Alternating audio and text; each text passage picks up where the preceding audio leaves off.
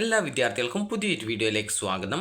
ഈ വർഷത്തെ +2 public examination result പ്രസിദ്ധീകരിച്ചു കഴിഞ്ഞു. വിദ്യാർത്ഥികൾ ഓൾറെഡി ഈ റിസൾട്ട് ചെക്ക് ചെയ്തിട്ടുണ്ടാകും. അപ്പോൾ റിസൾട്ടിന് ശേഷം വിദ്യാർത്ഥികൾ സേ ഇംപ്രൂവ്മെൻറ്റ് പരീക്ഷകൾക്ക് അപേക്ഷ സമർപ്പിക്കുന്നുണ്ടാകും.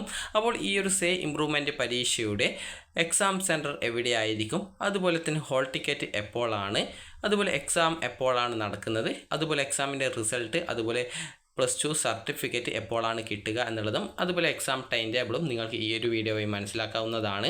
ആദ്യം നമുക്ക് ഈ ഒരു എക്സാമിൻ്റെ ടൈം ടേബിൾ നോക്കാം. അപ്പോൾ വിദ്യാർത്ഥികൾക്ക് ജൂൺ 12-ാം തീയതി മുതൽ ആണ് ഈ ഒരു എക്സാമിനേഷൻ നടക്കുന്നത്. രാവിലെയും ഉച്ചയ്ക്ക് ശേഷവുമായിട്ട് ആണ് ഈ ഒരു എക്സാമിനേഷൻ നടക്കുക. അപ്പോൾ 12-ാം തീയതി ബുധനാഴ്ചയുള്ള എക്സാമിനേഷൻ പാർട്ട് 2 ലാംഗ്വേജസ്, അതായത് സെക്കൻഡ് ലാംഗ്വേജസ് ആണ്. അതുപോലെ കമ്പ്യൂട്ടർ സയൻസ് ആൻഡ് ഇൻഫർമേഷൻ ടെക്നോളജിയും ആ ഒരു ദിവസം രാവിലെ നടക്കുന്നുണ്ട്.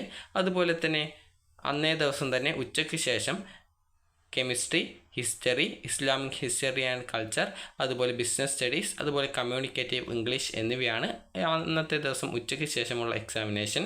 അതുപോലെ അതിനുശേഷം 13-ാം തീയതിയാണ് ഈ ഒരു എക്സാമിനേഷൻ, വ്യാഴാഴ്ചയാണ്. അപ്പോൾ വ്യാഴാഴ്ചയുള്ള എക്സാമിനേഷൻ എന്ന് പറയുന്നത് രാവിലെ പാർട്ട് 1 ആയിട്ടുള്ള ഇംഗ്ലീഷാണ്.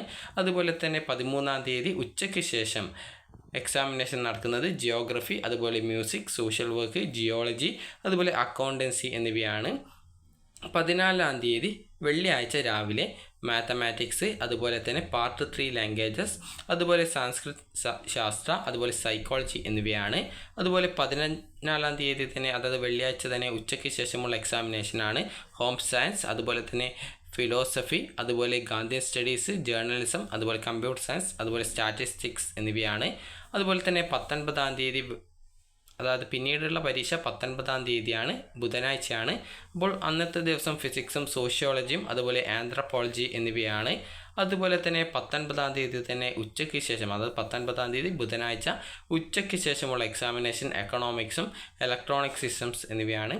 അതുപോലെ തന്നെ 20-ാം തീയതി, അതായത് 20-ാം തീയതി ഈ ഒരു വ്യാഴാഴ്ചയാണ്. വ്യാഴാഴ്ച രാവിലെയുള്ള എക്സാമിനേഷൻ ബയോളജി, അതുപോലെ ഇലക്ട്രോണിക്സ്, പൊളിറ്റിക്കൽ സയൻസ്, സംസ്കൃത് സാഹിത്യ, കമ്പ്യൂട്ടർ ആപ്ലിക്കേഷൻ, അതുപോലെ തന്നെ ഇംഗ്ലീഷ് ലിറ്ററേച്ചർ എന്നിവയാണ്. അപ്പോൾ ബയോളജി എഴുതുന്നവർ സുവോളജിയും ബോട്ടണിയും എഴുതേണ്ടത് നിർബന്ധമാണ്. അപ്പോൾ ഇതാണ് ഈ ഒരു പരീക്ഷയുടെ ടൈം ടേബിൾ. നിങ്ങൾക്ക് വേണമെങ്കിൽ ജസ്റ്റ് ഒന്ന് സ്ക്രീൻഷോട്ട് എടുത്ത് വെക്കാം. അതായത് നിങ്ങൾക്കിപ്പോൾ ജസ്റ്റ് ഈ ഒരു പേജിൻ്റെ ആ ഒരു സ്ക്രീൻഷോട്ട് നിങ്ങൾക്ക് എടുത്ത് വെക്കാം. അപ്പോൾ ഇതാണ് ഇതിൻ്റെ ഈ ഒരു ടൈം ടേബിൾ എന്ന് പറയുന്നത്. ഇനി വിദ്യാർത്ഥികൾ ചോദിച്ച സംശയങ്ങളിലേക്ക് വരാം.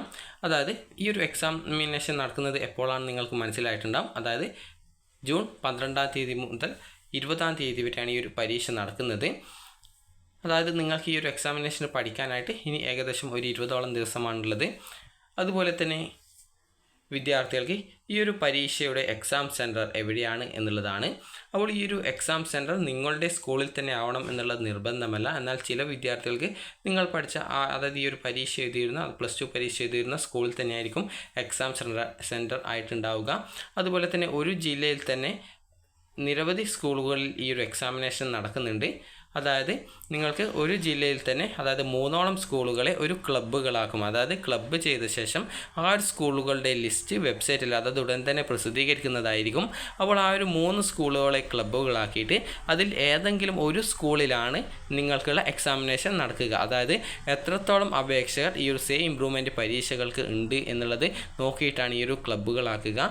ചിലപ്പോൾ 2 സ്കൂളുകളെ ആയിരിക്കും ക്ലബ്ബുകളാക്കുക. അതുപോലെ തന്നെ ചിലപ്പോൾ 3ഓ 4ഓ സ്കൂളുകളൊക്കെ ആയിരിക്കും ക്ലബ്ബുകളാക്കിയിട്ട് അതിൽ ഏതെങ്കിലും ഒരു സ്കൂളിലാണ് വിദ്യാർത്ഥികൾക്ക് എക്സാമിനേഷൻ ഉണ്ടാവുക.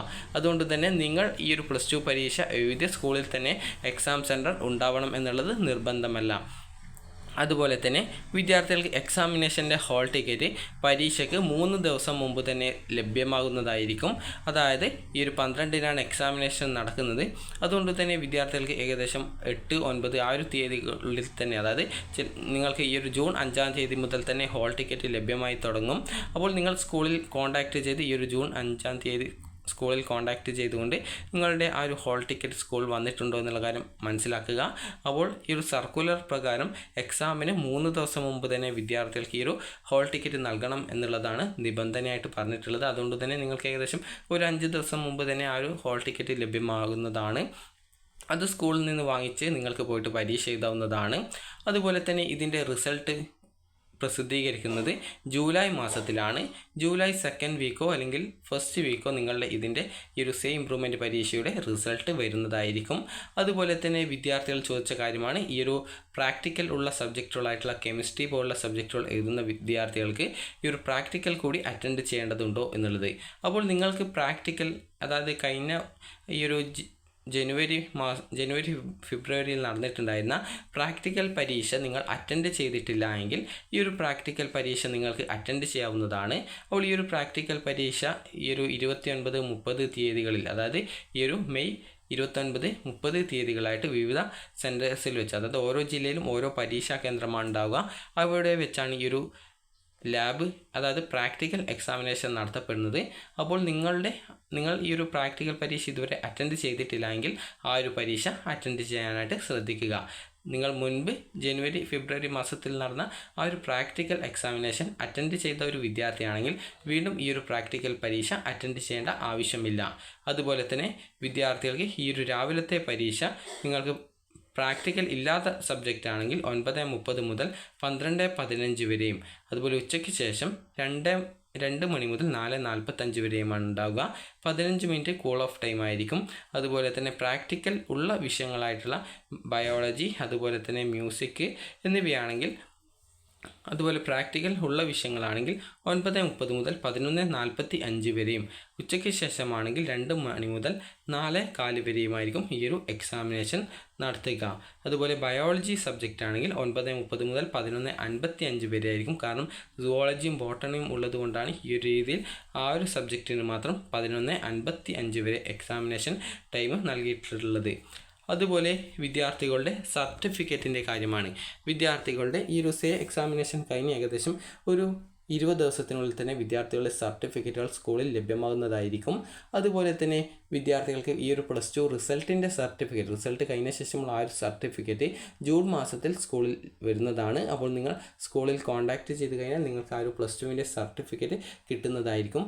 +2 ജയിച്ചൊരു വിദ്യാർത്ഥിക്ക് നിങ്ങളുടെ ആ ഒരു സർട്ടിഫിക്കറ്റ്, അതായത് നിങ്ങളുടെ +2വിൻ്റെ എല്ലാ മാർക്കും ഉൾക്കൊള്ളിച്ചിട്ടുള്ള ഒരു സർട്ടിഫിക്കറ്റും അതിനോടൊപ്പം നിങ്ങളുടെ മൈഗ്രേഷൻ സർട്ടിഫിക്കറ്റും തരുന്നതായിരിക്കും. മൈഗ്രേഷൻ സർട്ടിഫിക്കറ്റ് എന്ന് പറഞ്ഞാൽ നിങ്ങൾക്ക് തുടർ പഠനത്തിന് കേരളത്തിന് പുറത്ത് പഠിക്കാൻ താല്പര്യമുണ്ടെങ്കിൽ അങ്ങനെയുള്ളവർക്ക് മൈഗ്രേഷൻ സർട്ടിഫിക്കറ്റ് ആവശ്യമാണ്. അപ്പോൾ ആ ഒരു മൈഗ്രേഷൻ സർട്ടിഫിക്കറ്റും നിങ്ങൾക്ക് ഈ ഒരു +2വിൻ്റെ ആ ഒരു സർട്ടിഫിക്കറ്റിനോടൊപ്പം സ്കൂളിൽ നിന്ന് തരുന്നതാണ്. +2 ജയിക്കാത്ത വിദ്യാർത്ഥികൾക്ക് +2 സർട്ടിഫിക്കറ്റ് സ്കൂളിൽ നിന്ന് തരും, എന്നാൽ മൈഗ്രേഷൻ സർട്ടിഫിക്കറ്റ് സ്കൂളിൽ നിന്നും നൽകുന്നത് ആയിരിക്കില്ല. അപ്പോൾ വിദ്യാർത്ഥികൾക്ക് ഈ ഒരു ടൈം ടേബിളിനെ കുറിച്ചും, അതുപോലെ +2 എക്സാം റിസൾട്ട് എപ്പോഴാണ് എന്നുള്ളതും, അതുപോലെ തന്നെ ഈ ഒരു എക്സാം സെൻറ്റർ എങ്ങനെയാണ് എന്നുള്ള കാര്യങ്ങളൊക്കെ മനസ്സിലായിട്ടുണ്ടാകുമെന്ന് കരുതുന്നു. അതുപോലെ തന്നെ സേ പരീക്ഷ എഴുതുന്ന വിദ്യാർത്ഥികൾക്കും ഇംപ്രൂവ്മെൻറ്റ് പരീക്ഷ എഴുതുന്ന വിദ്യാർത്ഥികൾക്കും സെയിം ക്വസ്റ്റ്യൻ പേപ്പർ തന്നെയായിരിക്കും ഉണ്ടാവുക. അതുപോലെ തന്നെ നിങ്ങൾക്ക് എല്ലാവർക്കും ഒരേ സെൻറ്ററിൽ തന്നെ ഒരേ സമയമാണ് ഈ ഒരു എക്സാമിനേഷൻ, അതായത് ഈ ഒരു ജൂൺ 12-ാം തീയതി മുതലാണ് ഈ ഒരു പരീക്ഷ നടക്കുന്നത്.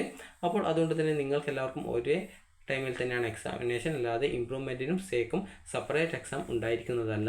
നിങ്ങൾക്ക് എല്ലാവർക്കും ഒരുമിച്ചാണ് എക്സാമിനേഷൻ ഉണ്ടായിരിക്കുക. അപ്പോൾ വിദ്യാർത്ഥികൾ എക്സാമിൻ്റെ ഏകദേശം ഒരു 5 ദിവസം മുമ്പ് തന്നെ ഹോൾ ടിക്കറ്റൊക്കെ വാങ്ങിയിട്ട് അത് നിങ്ങൾ സെറ്റാക്കി വെക്കുക. ഹോൾ ടിക്കറ്റിൽ നിങ്ങളുടെ ഫോട്ടോ ഒട്ടിച്ച് അറ്റച്ച് ചെയ്യേണ്ടതായിട്ട് വരും. അതുകൊണ്ട് തന്നെ ഹോൾ ടിക്കറ്റ് വാങ്ങാൻ പോകുന്ന സമയത്ത് നിങ്ങളുടെ ഫോട്ടോ ഒക്കെ എടുത്തിട്ട് പോകാനായിട്ട് ശ്രദ്ധിക്കുക. അപ്പോൾ നിങ്ങൾക്ക് ഈ ഒരു വീഡിയോ ഉപകാരപ്രദമായിട്ടുണ്ടെന്ന് കരുതുന്നു. ഉപകാരപ്രദമായിട്ടുണ്ടെങ്കിൽ ലൈക്ക് ചെയ്യുക, ഷെയർ ചെയ്യുക. വീഡിയോ സംബന്ധിച്ച് എന്തെങ്കിലും സംശയമുണ്ടെങ്കിൽ താഴെ കമൻറ്റായിട്ട് രേഖപ്പെടുത്തുക. അതുപോലെ ഈ വർഷത്തെ സേ ഇംപ്രൂവ്മെൻറ്റ് പരീക്ഷയ്ക്കുള്ള അപേക്ഷകൾ വിദ്യാർത്ഥികൾക്ക് മെയ് 15-ാം തീയതി വരെയും, റീവാലുവേഷൻ, സ്ക്രൂട്ടിനി, ഫോട്ടോ കോപ്പി എന്നിവയ്ക്കുള്ള അപേക്ഷകൾ മെയ് 14-ാം തീയതി വരെയുമാണ് നൽകാൻ സാധിക്കുക. ഈ ഒരു വീഡിയോ ഉപകാരപ്രദമായിട്ടുണ്ടെങ്കിൽ ലൈക്ക് ചെയ്യുക, ഷെയർ ചെയ്യുക. Thank you for watching.